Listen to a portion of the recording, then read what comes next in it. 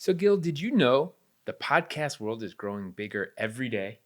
And guess who wants to help you navigate it? The Himalaya app. That's right.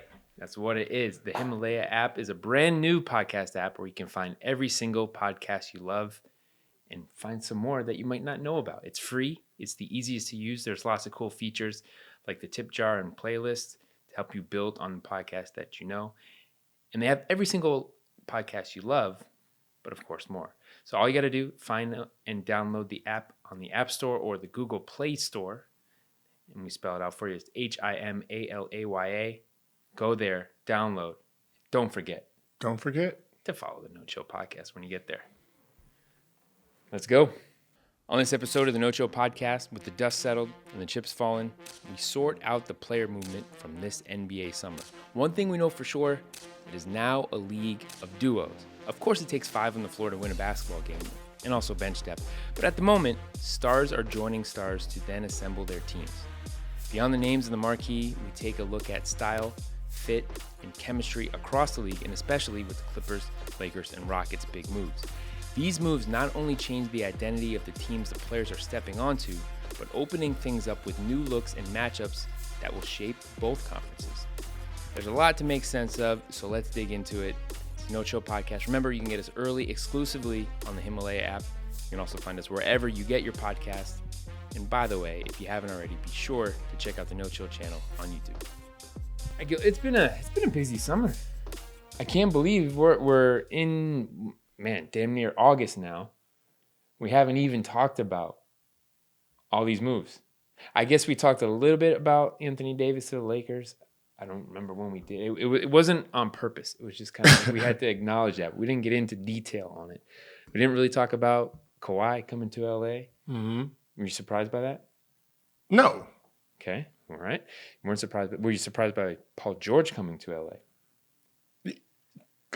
Yeah. I mean, I thought he was going to come to LA last summer. year. Yeah. So then when you figured he was going to, when he re-upped there, it was like, well, I guess he doesn't really need to be in LA. Well, that changed. Yeah. And then Russ, that actually didn't surprise me. Russ to Houston. Why that didn't surprise you? Well, because I just felt like there was a lot of chatter about Chris Paul and James wasn't vibing right. And then we saw what it translated to on the court. So it's kind of like, I think they hit their wall. And I think they just said, like, we need an upgrade.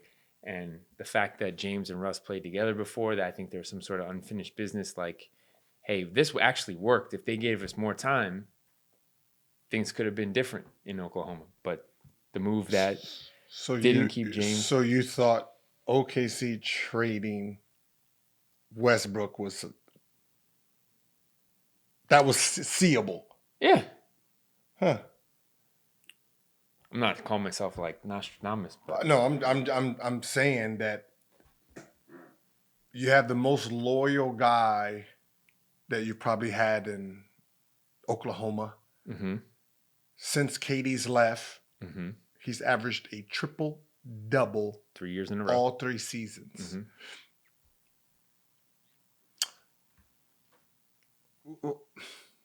What? Okay, what I'm trying to. Where do you go from him in the future for Oklahoma? Bad move. I just think on his end, what happened? He was the last man standing, and so the last loyal man standing. Right. So at the end of the day,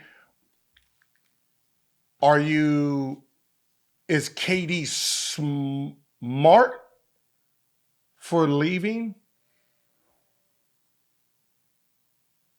or is he still a snake from leaving? Because, that's what they call them. Yeah, they call them a lot of things. Because at the end of the day, if he can see in the future and he decides to leave because he knows this team is not going anywhere and they have no plans on going anywhere, he leaves, wins 2 championships, 2 MVPs. Or the guy who's loyal stays on the ship, takes that ship to 3 levels that they would never have been. No player, 3 triple doubles, and you fucking trade him for nothing. Nothing. Nothing. Chris Paul. Not a player, nothing. Nothing. As in, I gave you a guy who has only been in the league 10 years, 3 triple doubles to get Chris Paul, which he will leave. He won't see his contract. In a bunch of nothing, because Chris Paul is not going to be there. Draft picks, yeah. Future Potential. Chris Paul is not going to be there anymore. Mm-hmm. So you gave him away for nothing. You would not find another guy that will do what he does. But I think on Russ's side, he was saying, like, look, I've been through, you say loyalty. I just think work. I put all this time, this energy, this effort, blood, sweat, and tears, which I think more than anybody in the league, blood, sweat, and tears applies for him, right? All these guys came and went. I had James. He didn't ask for a trade. Right. But I think he was okay leaving.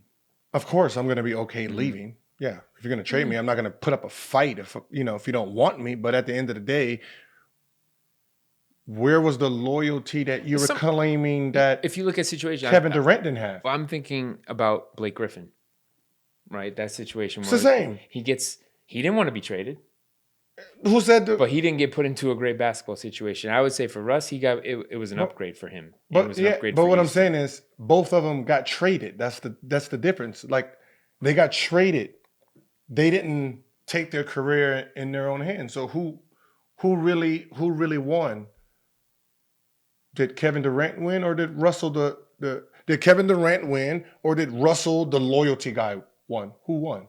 If you're gonna ask me, I'm gonna say Kevin Durant literally won. Because you basically championships. He made a move for himself, his own peace of mind, bettered his career. But now you see what loyalty gets you.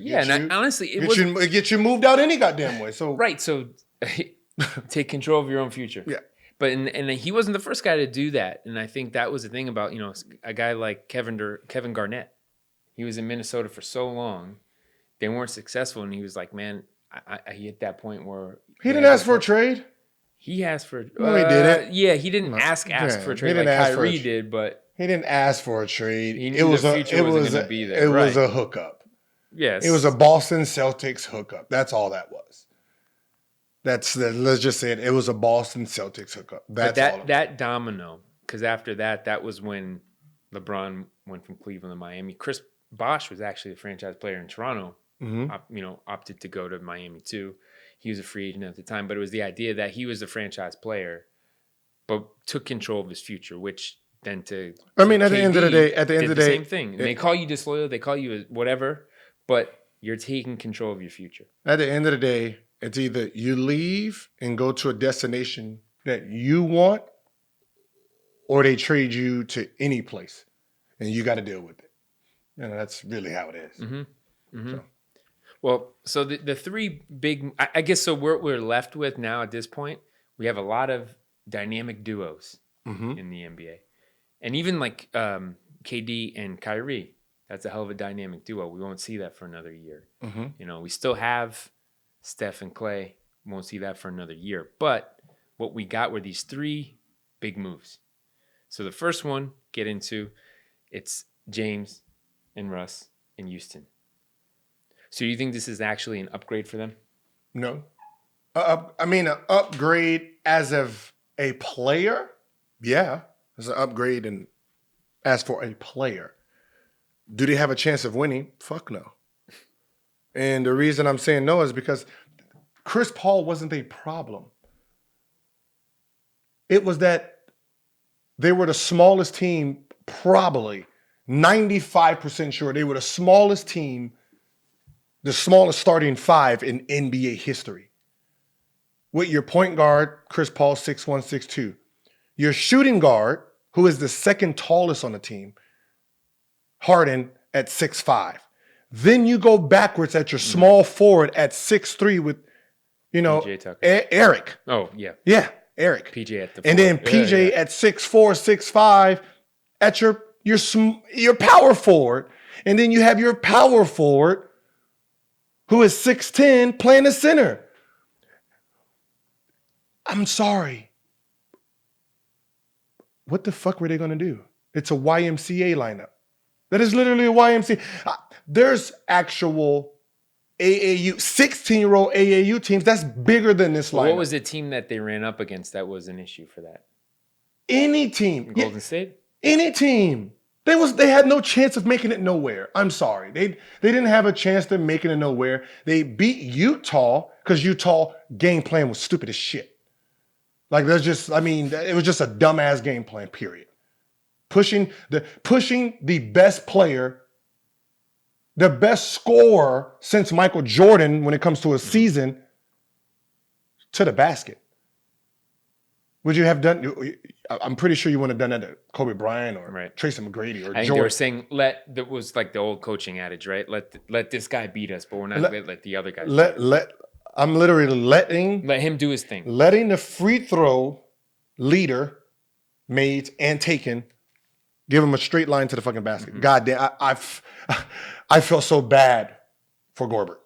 Yeah, and he's supposed to do what? Like, what was he supposed to do? You have the best scorer in the NBA right now coming full speed at me with no way to change directions. Like, come on. Like, so other than that, what were they really going to do with that lineup? Back to your point, what team was really where was size an issue? Golden State? Every other team. It fell at, I don't think at that. No one's going to stop KD. At 7 foot. Who's going to guard him? That's what I'm saying. No one. Whoever guards him is going to be 6'4". Right. You have no chance of guarding him because he's 6'4". 6'4", 6'3", whoever you want to put on him. Like, so you're just outmatched. Like, it's a disgrace that the media even thought this team was good.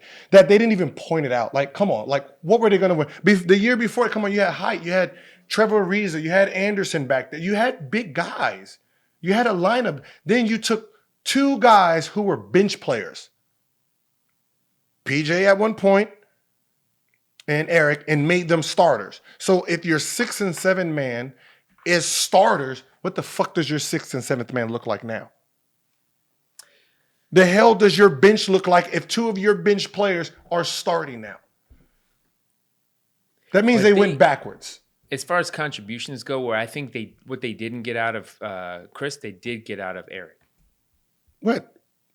I think that is their scoring punch that they didn't utilize off of James. It was kind of like, when we need a bucket, we go to James. Eric gave you 18 points off the bench last year. Hell yeah. He gives you 18 points this year. But who the fuck is giving you 18 points off the bench this year? No one. And that's the problem. That so now you got Russell. Okay, 6'4", woo, gain up 3 inches. 6'5" at your 1 and 2. Now your 3 and 4 is 6'3" and 6'4".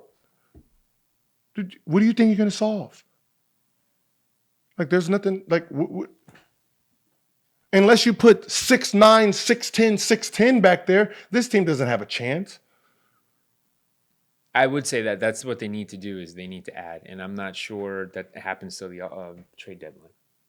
They don't need a trade. I mean, I can see them being active at the trade deadline. They need a bigger lineup. You need PJ Tucker energy coming off the bench. You need even if you could put PJ at the 3. Like, I'm not opposed to PJ not starting because he is a big, so he can play like Ariza. And the energy that he gives you want to utilize that. Like, at any position he's gonna. But really if I'm gonna put PJ at the 3, if I'm gonna put PJ at the starting at the 3, then I need a big 4 or a big 5, and put Capella at the 4 and give me a center. Well, also, so I guess what we're getting to with Eric Gordon. So now with Russell and James, you got scoring, right? You got offense. Okay, hear me out. And then you have scoring off the bench. Who? With Eric. Why isn't he starting? Who's starting? You just said put PJ at the 3. That's if they put PJ at the 3. Then you have to find a 5 and a 4. To keep size up. Well, you have Clint out there. But so what they need, you're saying, is length and defense at the 4. At the 4 or the 5. Mm-hmm. Capella's a 4, not a 5. Yeah, but he's going to be the 5. So you either put up a bigger 4 and make it a center, or you get a center and make Capella the 4 and have a big lineup. But I think for what they paid Capella, they're going to play him at center, and that's what they're investing. They're not going to invest in a 5. Your 4-man is your 5-man. Like, this is like playing doing all over again in Phoenix, playing Dial at the fucking 5. Mm-hmm. Like, this shit sounds amazing for regular season. It does. It sounds amazing for regular season when your whole fucking what's the name is small. What about somebody like? But even that Suns team was still big. Mm-hmm. I mean, one point they had Joe Johnson at the 2. And then you got Sean Marion at the 3, Stoudemire at the 4, or Boris Diaw at the 4, Tim Thomas. Like, you had big guys. This lineup does not have any big. It doesn't have any size. So with that dynamic duo as a duel, they're great to get them two. Just them two. The rest of the team is not good. But they can't help. Okay, so here's what they're not going to help in changing anything. Do they move up to win a championship? No, not even close. You have 2 guys who will go out there and score 60 together. That's it. That's it. What else are they going to do? I just think that the landscape of the West has changed so much. It's a different story. The West is big as fuck. True. The West is big. So you're 6'3", small forward, and you're 6'4", 6'5", power forward. Trust me, you have no chance of winning nowhere in the West. It's not like you have Dwight. You know what? If you had Dwight Howard, the young Dwight Howard before his back injury, back there, of course you can play any fucking lineup because he cleaned up everything. Like, he was offensive player 3 years in a row. Like, he was a one-man defensive machine. You can sit there and play J.J. Redick and Jameer Nelson together at the 1 and the 2. And then put another small 3. Like, you don't have to worry about it because he just bring them to me. You can't bring everybody to Capella. No, you can't. You can't. Like, I was thinking if you play him at the 5, and who they should have got, didn't obviously, guy like Al Horford. Yes, that would work. That would have been that would have been a good pickup. I'm just trying to think. There's not a lot of Al Horfords out there right now. But that's what I'm saying. If you would have picked up Al Horford, you can keep PJ at the 3. Right, and you can't say throw somebody like Whiteside with Capella. That's you just need. Really, you got to remember, you need height defensively. Yeah, but someone who can contribute on both ends, like Horford. Yeah, I'm not sure who else is available right now. I mean, available. I mean, it's just one of those things where I feel bad for Russell.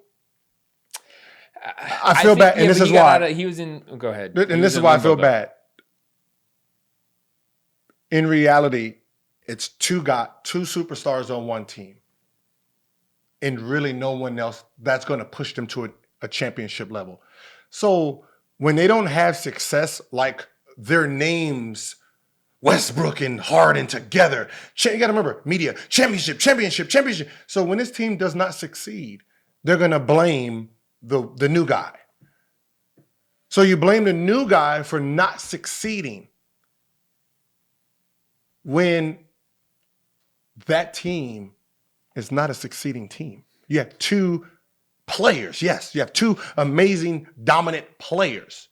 The other 3 does not match their talent and does not help them. Like, if you put those 3 against any other starting 3 besides the Stars, they will probably be towards the bottom. Those 3 together, they'll be 28, 29 ranked. But the thing that you can't have is that it's really hard. I think that's what, say, Denver does really well, is that everybody kind of is on this level and they complement each other. Mm-hmm. But then when you have superstars, 2 up here, it's hard to get anybody that can write.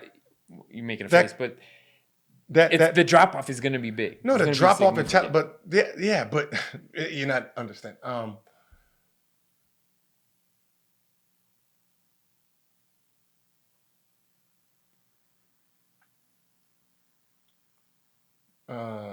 You're trying to think of a comparison?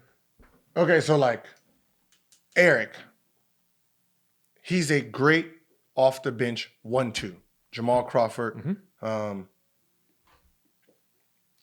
Lou Williams. Yep. Imagine Clippers playing Lou Williams starting at the 3. Does that make your team better? No, it's a bad fit for him. not but utilizing him in the right role. Like I said, think about it now. If Lou Williams became a starter at the 3, how deep is your bench? How good is that bench? If the man was averaging 20 off the bench, yeah, he was probably the best player on the team, but the starting 5 as a unit complemented each other to let him come in and do what he does. So the fact that you put your 6th man in your starting rotation, your 7th man, hustle man, in your starting rotation says the rest of the team isn't that good as a whole. So you're not deep. You're not deep. So yeah, and that's the thing. That's what I said. This team is not you're gonna have 2 players doing everything. Right, and that's what I'm saying. The drop off is you're putting all your eggs in that basket. We got these 2 super duper stars. We're gonna ride on them, and then the other guys hopefully can overachieve. But I just think for all the guys that Russell has played with, right? Think of all KD, with Paul George, and they've had some other nice players like a Serge Ibaka, whoever. But the guy that I think was always the best fit was with James. How? I think personality-wise, I think the way that they can play off each other and complement each other. I think that. So when did that happen? Those early days, because it was really Kevin's team. Mm-hmm. Russ hadn't asserted himself to where he became. Mm-hmm. So these guys don't actually know each other. I think they do. You're right. I guess you know what it is. Okay, so it's kind of like J-Lo and A-Rod. Stay with me on that one, right? Super big personalities, right?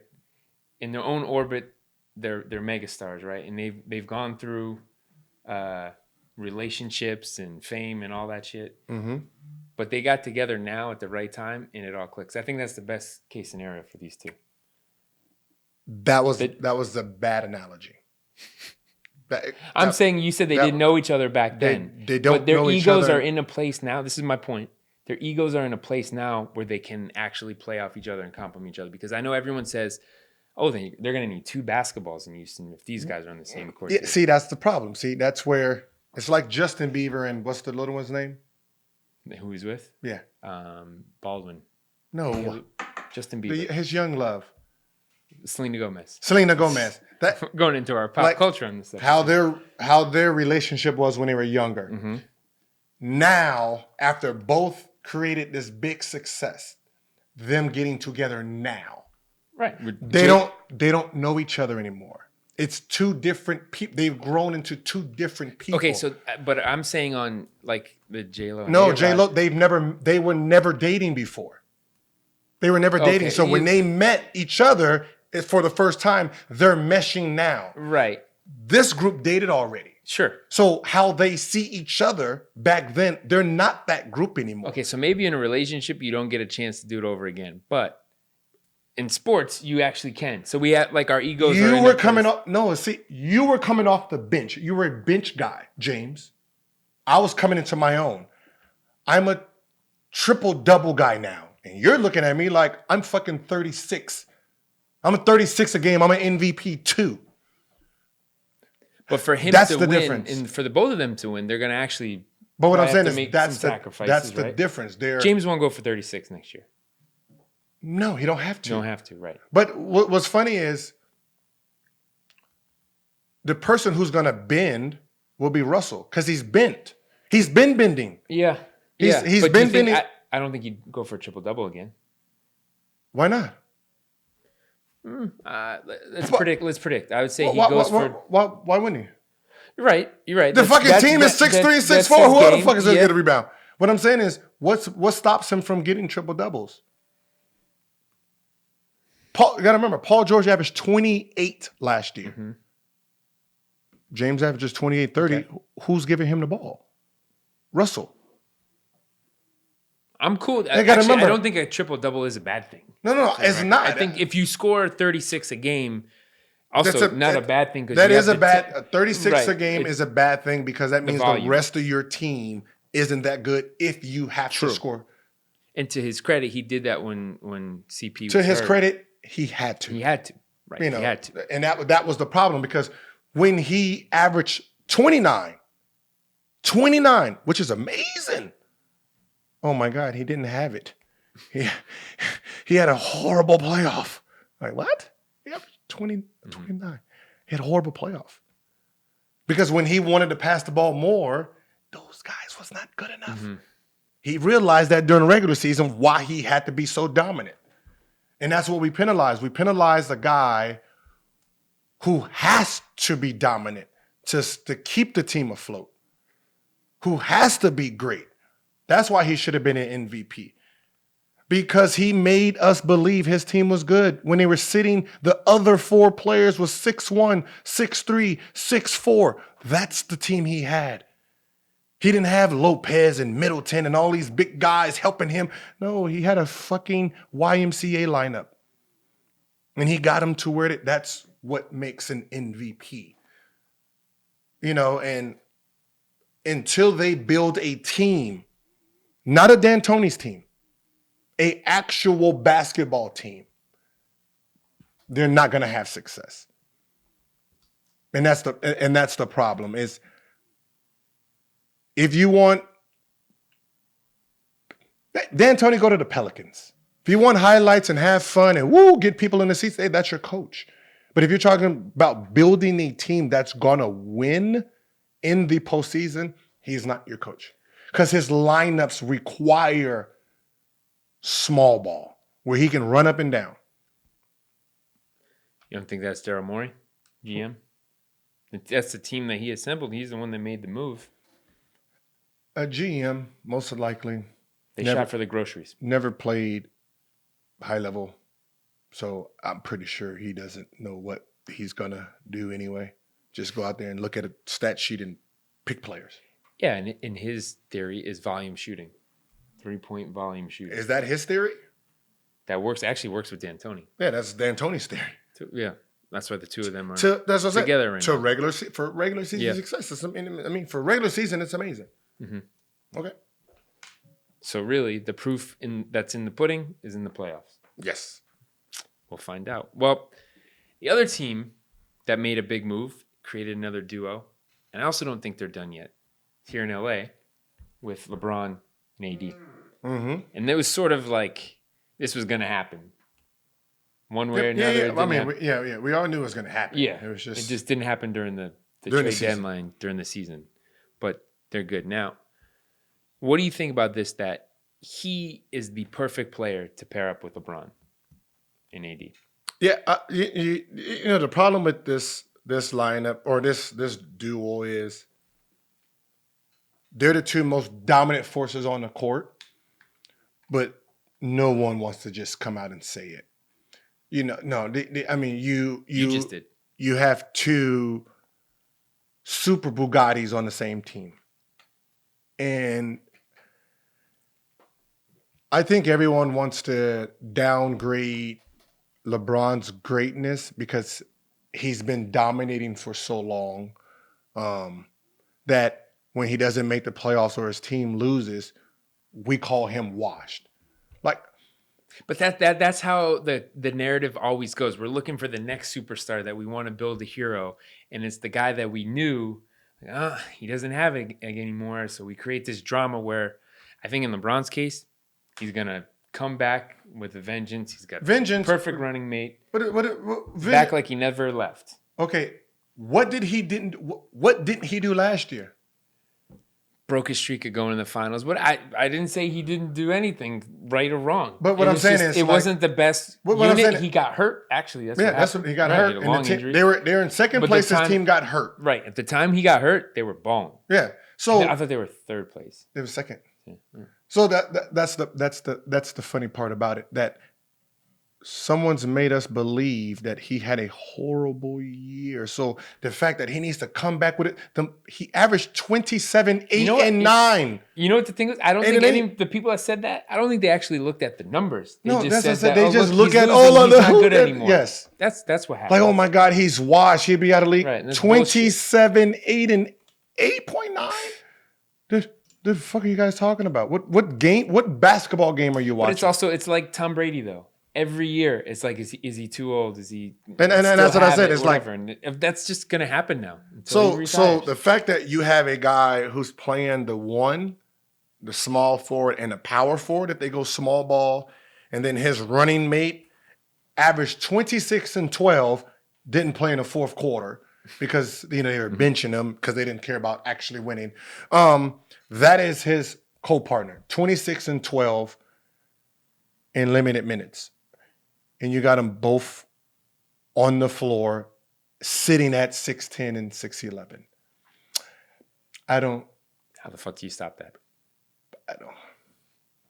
I don't know what everyone else pretending they're looking at, but I don't know who's gonna actually stop them.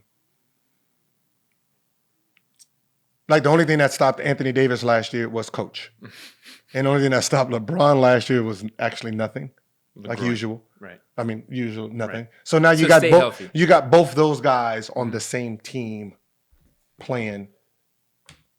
So he is AD the guy that you've always said LeBron needs that closer to play with too, though? Anthony Davis is not a closer. Yeah. So who's the closer? They're gonna have to go get one, figure it out. I mean, the thing is Lakers is winning 2020. Let's just they're winning next year. They're Okay. 100%.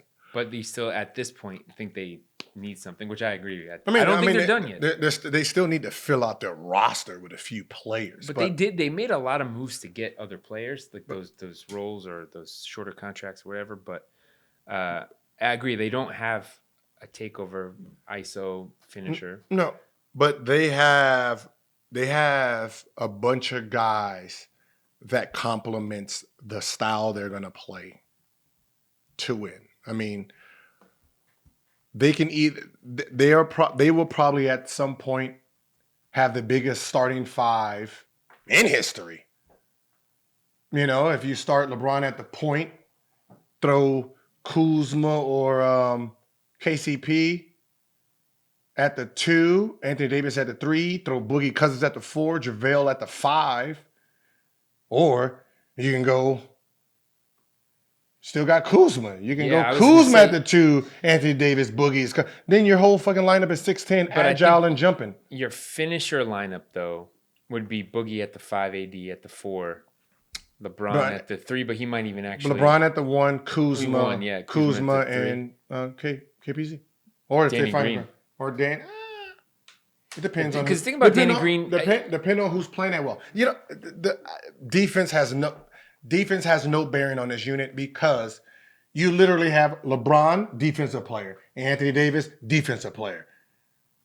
Avery Bradley, don't forget. Kuzma's all right. Avery Bradley. And then what I'm saying is... I think he's going to be a slept-on contributor for that team. Another guard defender. Okay, cool. Yeah, but that helps them a lot. Dirty work player. But what I'm saying is the lineup is so big. Where are you going? You talking about to finish the game? No. What I'm saying is, where's a player going? You can't get to the basket because you got LeBron's going to jump. Kuzma's going to jump. Anthony Davis is going to go up. Boogie's going to try to jump. Can't jump. He's going to try. And then JaVale's going to jump. You got 4 super athletes. Boogie's going to bang. But I mean, you have 4 super athletes contesting shots. So really, when it comes to defense and like that team just has to play. Mm-hmm. You get a guy in that's like a 6-man. You come in and get a Jamal Crawford or something like that. Now you have a guy who can finish and make shots, sitting with a bunch of super studs in the back. All right, this team is more dangerous than anybody thinks.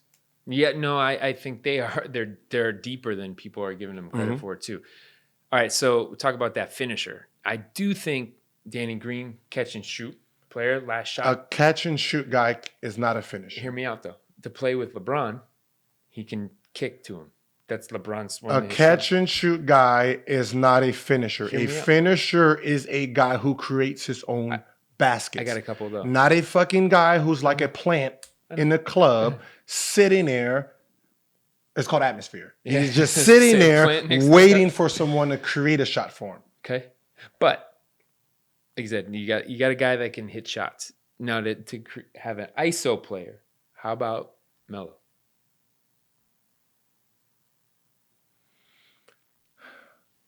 Melo's not washed, but he's not who he was. Sure. Remember,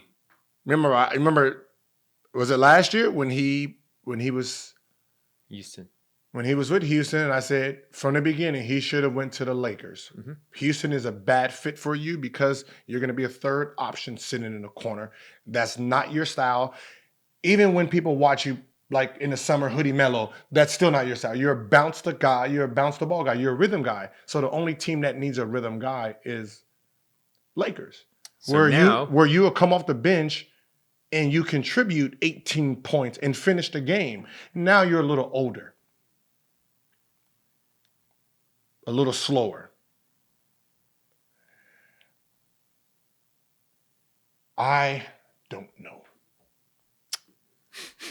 I don't know if I'm going to rely on Melo. Well, let's say you're a GM. You have to see him in a workout. I don't think a year makes that much of a difference. It makes a big difference. It does. I understand. But how many games did he miss? He didn't play last year. Yeah, how many games did he miss?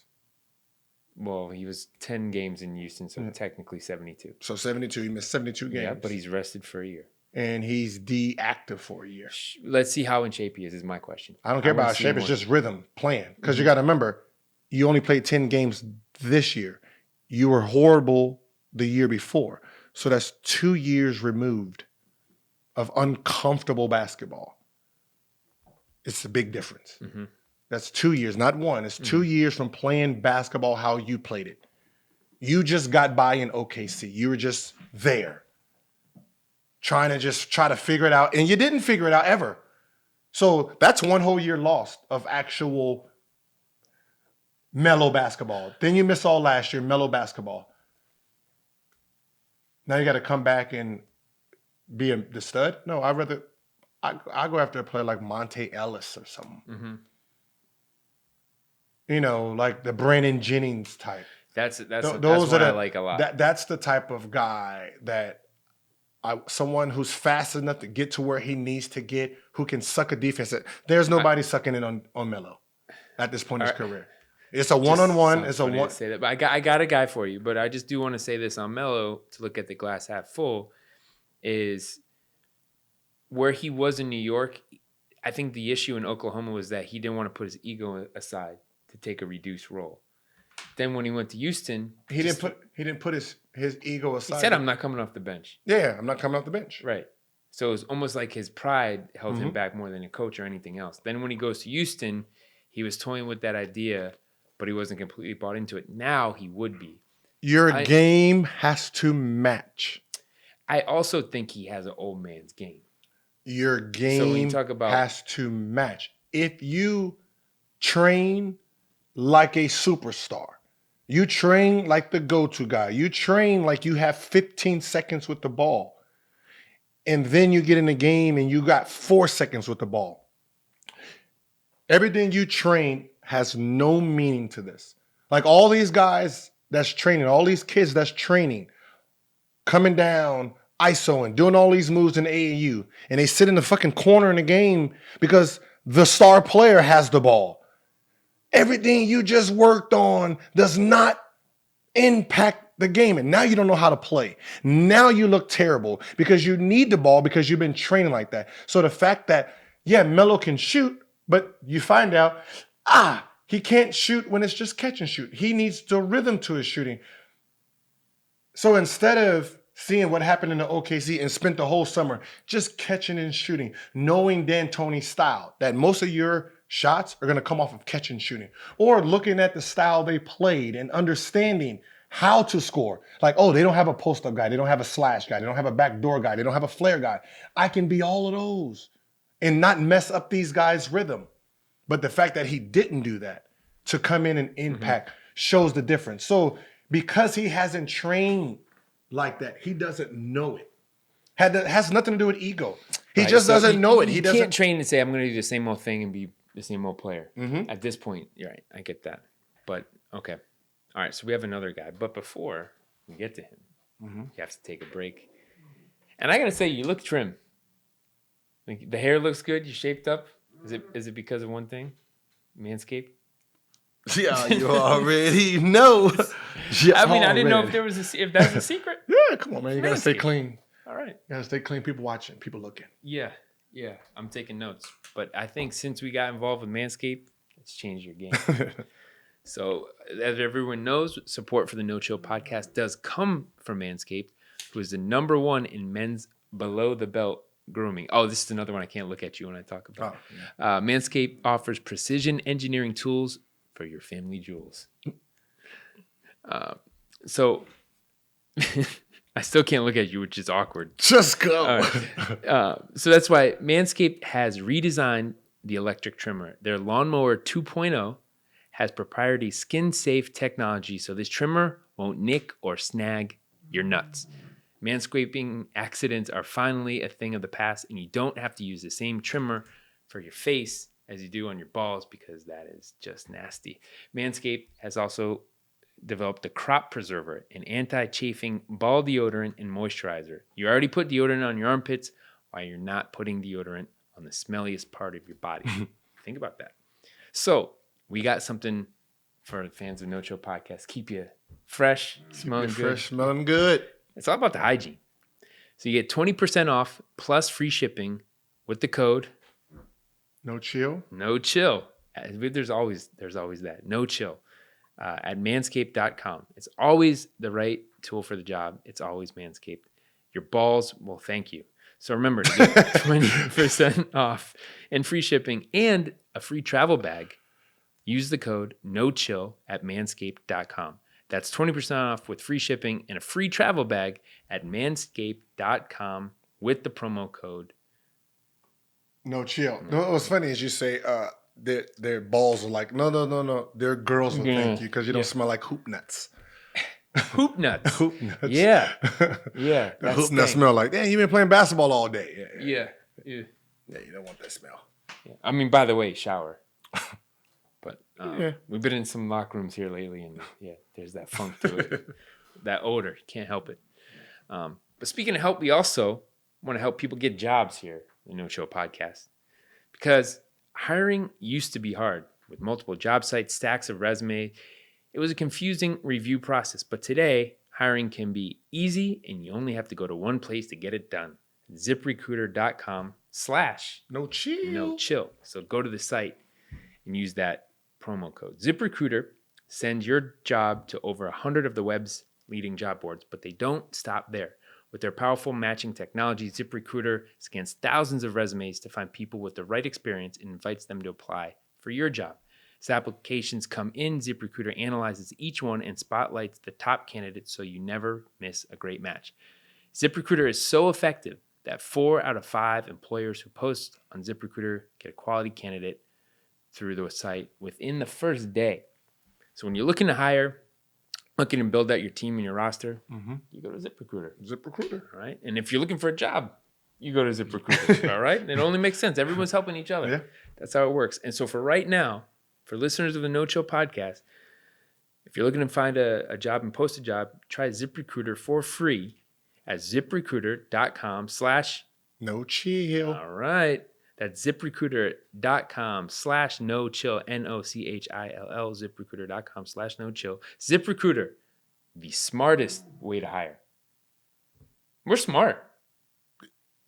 We are. We are. We are. I was hoping that wasn't a question coming back. We are. We are. All right. So also, speaking of being smart, who is another smart fit for the Lakers? And I got a guy. Okay. All right. He's had his moments. Mm-hmm. Moments where he is brilliant. He's got some of the best highlights you've actually seen in the past 10 years. But he's had some low points too. Some meme-worthy moments. But a guy I think is a good fit. ISO player. Might want him down the stretch. How about J.R. Smith? Thoughts?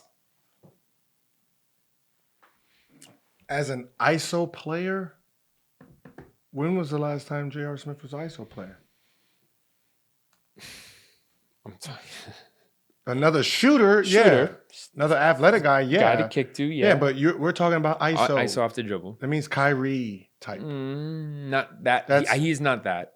No, I know. That's what they need. They need a ISO guy who create his own buckets.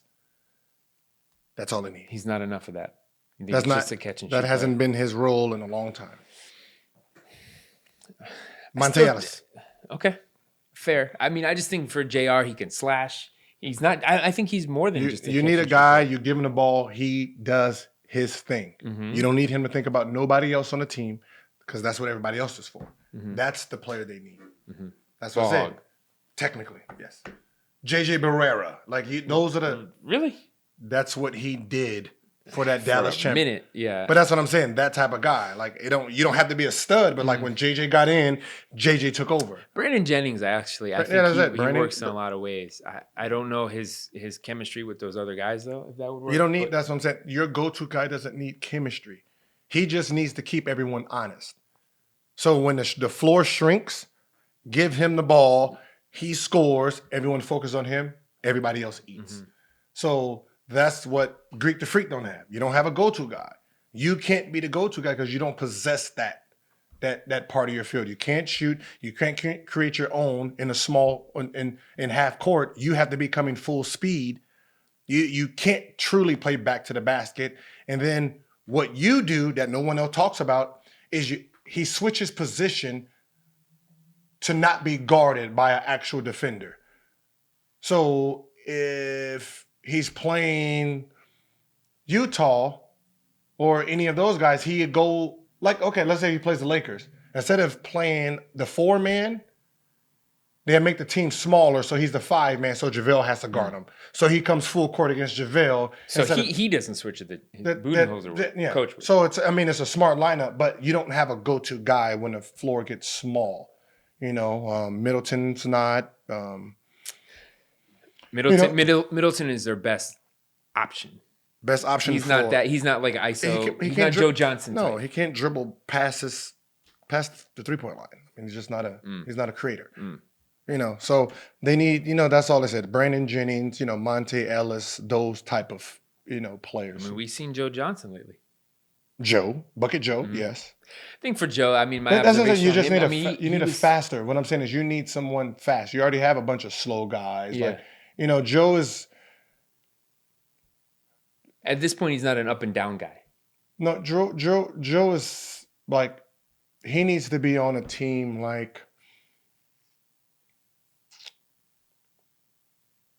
he can fit in great with a Philly. Philly need a guy nice. Like that. Yeah. How about Boston? No, Boston's they have nowhere to go. What do you mean nowhere to go? They don't. They have no hope. There's no hope over there. You don't have. I mean, you don't have anything. There's nothing. I think you have nothing. Jason. Yeah, the future. Mm-hmm. Right now, you have nothing. You have the future. Bunch of young guys. They're a I wouldn't even call it a rebuild. They're just a young team. They're so rebuilding that they don't know that they're rebuilding, but they're so rebuilding. Gordon Hayward is gone next year, so they can free up money to. I mean, I won't be surprised if they get rid of Kemba and Hayward next year after next season. I mean, I think the duo. Speaking of duos, is Kemba and Jason. But you got to remember, Kemba's Jalen is the one that I think is an odd fit with that personnel. 23 and 22 is off fit versus 32 and 21. Gordon, I think, is 32. 30. Kemba's about 32. Kemba's 30. And 29, 30. No, Kemba's over 30. And you're going to mesh him up with a 21-year-old? No. It's not a good fit. The older guy's going to go. They give it one season? They give it one season, realize they don't have anything, and then get rid of them both. That's harsh. Because your team is too old and too young. Okay. So where do you go from there? If Kemba was 26, 25? Yeah, I think that happens a lot. It's the chemistry equation on the fly. Yeah. And that's hard to do. You really have to be, and I think for them, I don't think it's really much of a secret they wanted Anthony Davis. I think pairing him with Kyrie was the move. Didn't work, so they sort of just reboot. And that's the problem. The winging it, the winging it is what holds franchises' hand. But it's hard because you can have a plan, but then there's some X factor there. Anthony Davis didn't want to go to Boston. Mhm. So, you can make all the room and make the best play. So when Kyrie left, and then that happens. Kyrie leaves, which you knew he was leaving. Right. Instead of signing Kemba, why don't you just ship Gordon Hayward somewhere? But I thought that was going to happen. I mean, what do you do with Rozier too? That was a question. Yeah, Obviously, that happened. But that's what I'm signing back. Like that was the move. That was your future move. And I think that's what uneducated thinking. Like there's the people who make the decision, they're smart in what they got a degree in. Smart as in basketball knowledge. No, because you didn't play it. You don't know what meshes. You don't know the ins and out of what it takes because you've never been a player. So if I know I have Rozier at 23, Jaylen Brown at 23, why am I going to blank on young fella? On Tatum, 21, right? They've proven together those three play amazing basketball, right? Those three together play amazing basketball. Jalen's making what? $3 million. Mm-hmm. Rozier, $500,000. Tatum, $3 million. So you have three players together, they're studs together. You have three studs making less than $7 million together. From there, you lose Kyrie, who was a young player too. You lose Horford, who was old. And then you have, who's left? Gordon, who's old, because this old guy is taken away from one of my young guys. Actually, two of my young guys, because you're taking Brown out.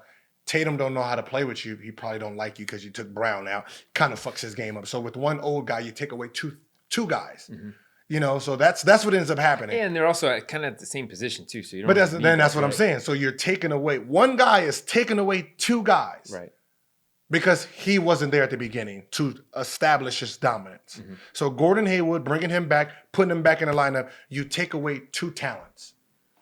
Then you bring Kyrie back, you take away all of the talent because now Terry's gone mentally. Mm-hmm. Tatum don't know if he's the one guy or the two guy or now the third guy. He's the third option now when he was the first option most of last year.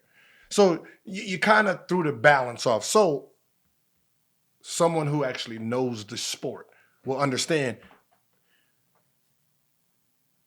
Horford is too much. Yeah, you don't want to pay that kind of money for Horford to stay with this group. He's a dinosaur, in a sense. You let him go once Kyrie's gone. Then you try to trade. So now you have Kyrie money and Al Horford money free. You try to get rid of Hayward. You try to get rid of Hayward, try to get some young pieces back, and then from there, you have enough money to go after anybody. But okay, so the reality is they don't have Terry. And first of all, I think Danny Ainge knows basketball. But I'm going to say this. I think he had a plan. I think he had a plan in the 80s. I love how all these amazing moves are coming. What when? With the Celtics? With Kevin Durant? Kevin Garnett? Where he called his best buddy and say, hey, can I have Kevin Durant? Use your resources. But that has Garnett. Yeah. He's talking about Minnesota, Kevin McHale. Yeah. You're calling your buddy to get your buddy, your best player. That's all. That's it. There was no genius. There was no genius behind none of that. But the genius is they got a championship. My point is he had a plan, and he got all these draft picks, right, when they blew it up with Paul Pierce and right? So then what you do is you say, we're going to get guys like Jason Tatum and Jaylen Brown and what they did. Mm-hmm. But then you kind of fucked yourself because you got all these young guys and the combination of what you were going to work with might not work. It wasn't really a plan. You just had a bunch of assets. You had You had a bunch of assets that played well together. Then what you did is you went out and got two superstars. Right. You overshot you tried to shoot your load with players that didn't fit with this core group. But the plan was this, so we can get all these young guys that are cheap and they're young talent, we can develop them, but then we'll have all this money to get to superstars. Yes. And they'll just make it work because they're superstars. Yes. It's not always the case. It was the two wrong superstars. Right. Because those two wrong superstars, when they're subbing out your core. Right. You got to remember, that same group, actually not the same group, just had a bunch. You didn't have Tatum, but that team with Isaiah Thomas played amazing. Yeah, Played that him. wasn't, No, Tatum wasn't there. I know. But Brown. But it was just Brown because you didn't have Rozier? Hayward that summer. No, Hayward was on that team. Mm-mm. With Isaiah Thomas, no. Yeah, he was. Yes, he was. Because they was fucking cooking my Wizards. Yes, he was. You had him and Hayward. one of the brothers. Morris brothers, right. One of the Morris brothers. He got hurt that first game. Who? Against Cleveland. Gordon Hayward. That was the following year. They didn't have Hayward. What are you talking about? You said Horford. Hayward. Oh, no. Hayward. Yeah, they didn't have Hayward. No, that's what I said. You brought in Kyrie and then you signed. But think about what they had, and that's the thing about Gordon Hayward coming out of Utah. He is like the Swiss Army knife player, right? So he can score, he can defend, rebound, like kind of cleans up messes in here and everything. In theory, he actually was the right guy to get. But with those young guys, it wasn't the right guy to get with your team. No, but I mean, you're saying like we have this like one-on-one master creator ISO play with Kyrie, and then they had Hayward first, they signed him first, so they're kind of saying like, oh, that'll just fit because he's a complementary player, and Kyrie is like the alpha of the group, but it didn't. Didn't you already have your draft picks by then? They had, So you already signed Tatum, right? Yeah, so you already had. But you had Tatum, Brown. So you already had Tatum and Brown. So Rozier. you already had. And then they got Hayward in beginning of July. So what I'm saying is you already have 2 3-men. Yeah. That's where you had too much. And then they were going to go donkey and put Hayward at the 4. Yeah. Again, a team that just went to and did well without any superstars, and then you try to destroy it instead of just adding to. In other words, it's a lot harder than it looks, and I think that's why we're going to get to the third team, and I think they're the most. What are they? They're the most hyped of this summer.